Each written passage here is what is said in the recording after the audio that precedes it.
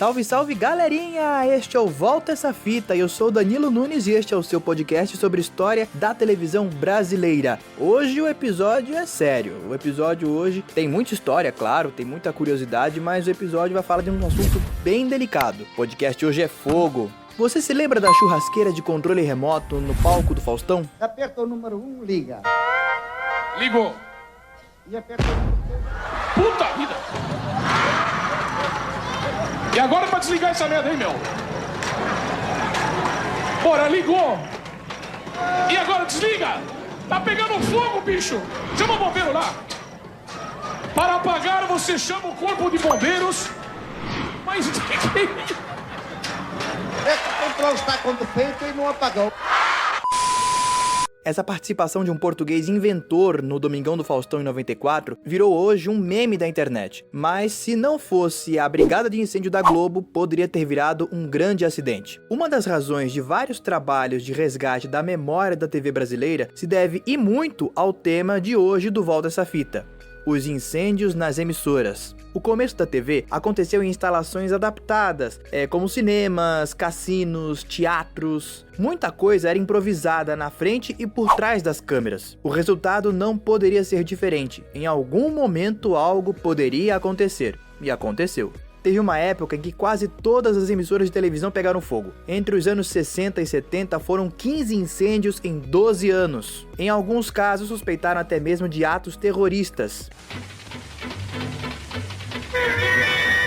Eu não perdi, se você quer ser sempre o melhor, veja Record.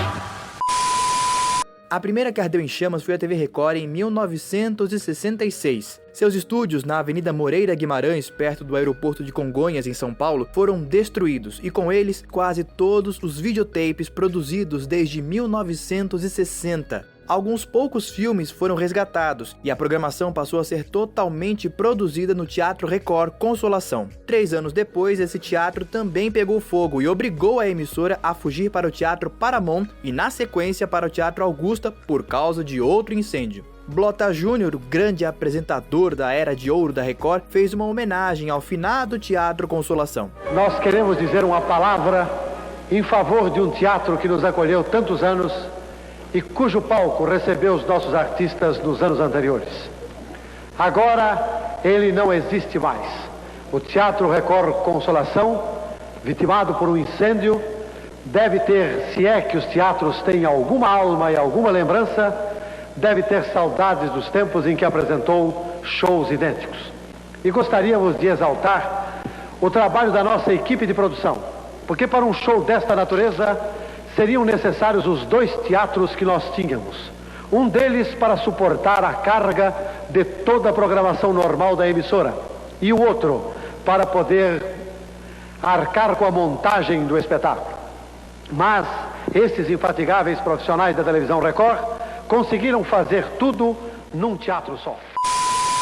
O último incêndio da Record aconteceu quando a emissora já estava nas mãos de Edir Macedo no começo dos anos 90.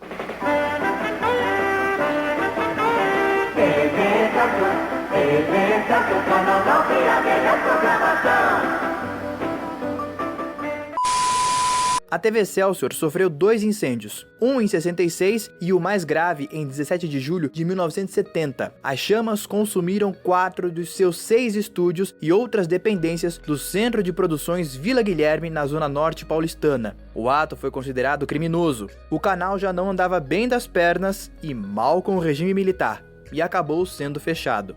A gente ainda vai voltar à Vila Guilherme neste episódio, hein?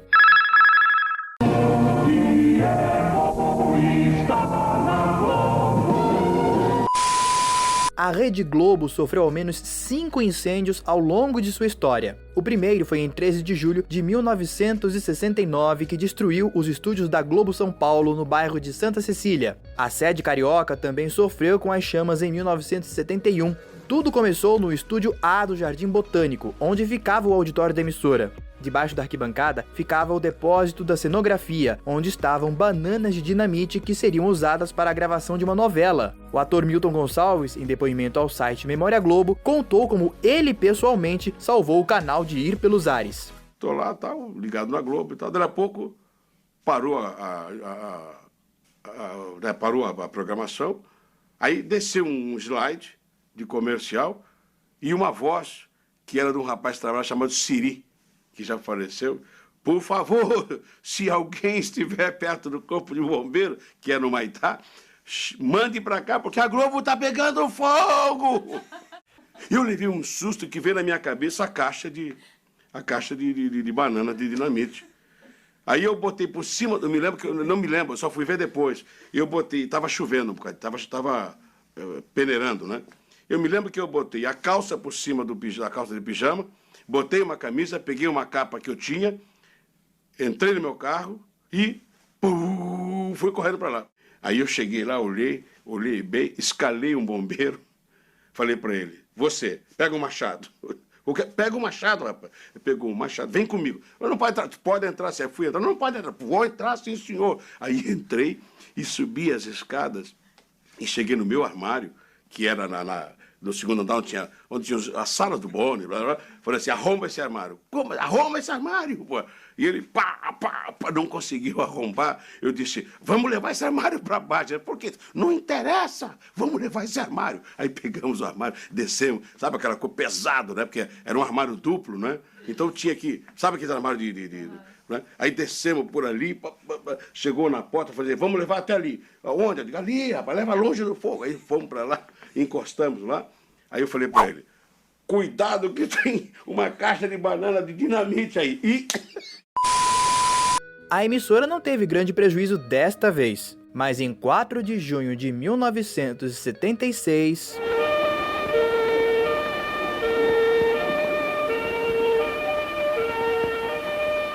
Herbert Fiuza, um dos engenheiros fundadores da Globo, contou ao projeto de memória do canal como fizeram para manter a programação no ar. Foi durante o Jornal da Tarde. Este foi de tarde e esse realmente pegou a empresa toda. Esse pegou, queimou tudo.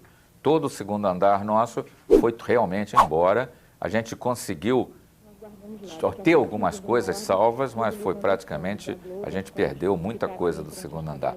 Esse incêndio de 76, ele obrigou, a gente já tinha o link Rio-São Paulo funcionando bem, então a mudança da geração de São Paulo, do Rio para São Paulo, foi quase que imediata. Quase 25 anos depois, nos estúdios Globo, o fogo se fez presente no antigo Projac e foi noticiado no Jornal Nacional de 12 de janeiro de 2001. Um incêndio no cenário durante a gravação de um programa infantil produziu um dos acontecimentos mais tristes da história da televisão brasileira. Ontem à noite, no centro de produção da Rede Globo, no Rio de Janeiro, 300 pessoas estavam no Estúdio F, na gravação do Xuxa Park, quando surgiram as chamas.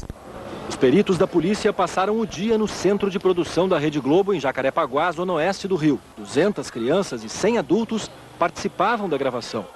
Todos foram retirados do estúdio por estas portas de emergência. O atendimento começou do lado de fora, em ambulâncias de plantão e também em carros do Corpo de Bombeiros. Xuxa ajudou na remoção dos feridos e de madrugada esteve no hospital, acompanhando o atendimento às vítimas.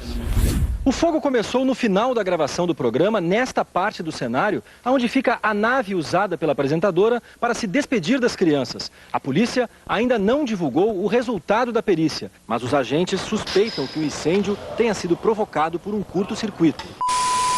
26 pessoas ficaram feridas ou intoxicadas, porém todas se recuperaram. Após o acidente, o Xuxa Park saiu do ar. Mais recentemente, em 2017, um galpão de apoio para as gravações da novela Deus Salve o Rei virou cinzas. A Globo News noticiou o fato ao vivo. Tem um incêndio acontecendo nesse momento. Isso é um galpão em Curicica, zona oeste do Rio de Janeiro. Segundo o Corpo de Bombeiros, o quartel de Jacarepaguá já foi acionado para combater incêndios de grandes proporções no galpão de Santa Cruz, que fica no interior dos estúdios Globo. Isso pela entrada da Portaria 5.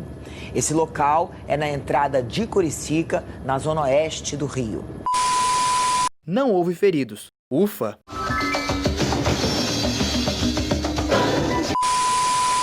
A TV Bandeirantes, a Band, foi inaugurada em 13 de maio de 1967. Pouco mais de 2 anos depois, sofreu um dos maiores incêndios da história da televisão brasileira. Não sobrou quase nada. Apenas um caminhão de externas, onde transmitiram o trabalho dos bombeiros e o depoimento do dono, João Jorge Saad.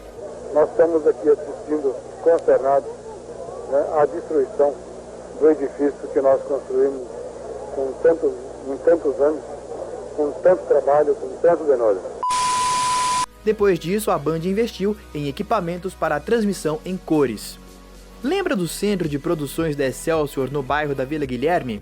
Pois é, depois que o Canal 9 fechou, o Silvio Santos alugou as dependências em 1972 e lá montou os estúdios Silvio Santos Cinema e Televisão, que produziam seus programas.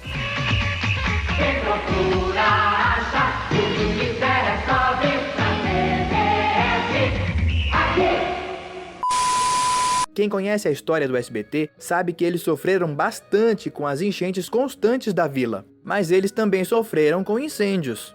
O primeiro foi ainda em 1972, no novo endereço. O fogo consumiu todo o acervo de videotapes do programa Silvio Santos, produzido desde 1963. Em 1976, quando inaugurou o Teatro Manuel de Nóbrega, as chamas atingiram o recém-criado estúdio, mas Silvio ainda estava na Globo, que cobriu os prejuízos. Porém, na madrugada de 20 de agosto de 1978, um sábado, aconteceu este fato noticiado pelo Fantástico. Incêndio destruiu os estúdios da TV Silvio Santos esta madrugada em São Paulo. O fogo começou à meia-noite na parte superior do prédio, que já foi cinema e que há 3 anos servia de teatro e estúdio para a TV Silvio Santos. Ninguém sabe o que provocou o incêndio. Um programa de auditório tinha sido gravado até às 7 horas da noite e na hora do fogo, só um porteiro tomava conta do lugar. Em quanto tempo o fogo destruiu todo o estúdio? Não vou lhe dizer, mais de uns 10 minutos ele desceu embaixo. Quando o dia amanheceu, tudo estava destruído. A polícia técnica passou o domingo nos estúdios tentando descobrir as causas do incêndio. Até agora, os prejuízos foram calculados em 25 milhões de cruzeiros.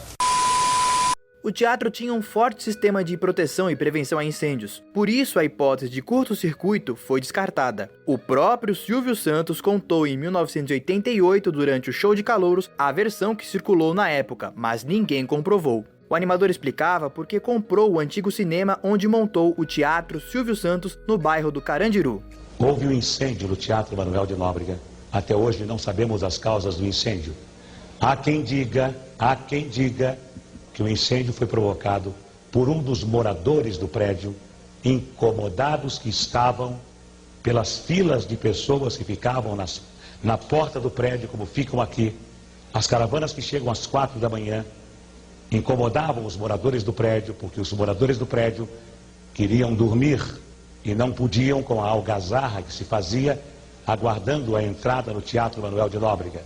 Dizem as más línguas que um morador do prédio incendiou o teatro. Então, viemos para cá, um bairro mais pobre, mais simples, mais humilde, um bairro que não se preocupa em dormir muito, um bairro que aceita o Silvio Santos e um bairro que, como a senhora diz, gosta dos programas e aceita as caravanas que chegam às 3 horas da manhã e que ficam no Hotel das Estrelas. Fundação Padre Anchieta. Centro Paulista de Rádio e Televisão Educativas.